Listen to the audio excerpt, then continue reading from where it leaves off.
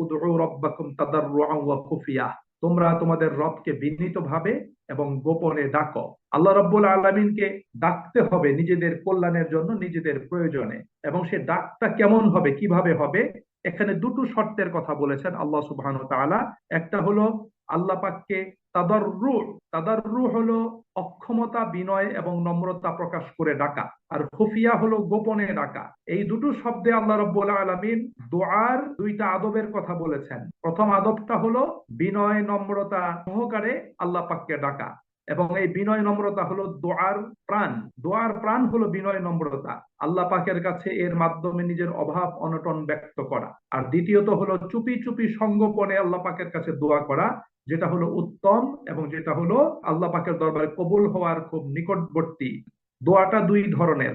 একটা দোয়া হলো নির্ধারিত ইবাদতের মাধ্যমে আল্লাহ পাককে ডাকা, ইবাদতের মাধ্যমে আল্লাহ রাব্বুল আলামিনের কাছে নিজের চাহিদাগুলো আল্লাহ পাকের কাছে উপস্থাপন করা।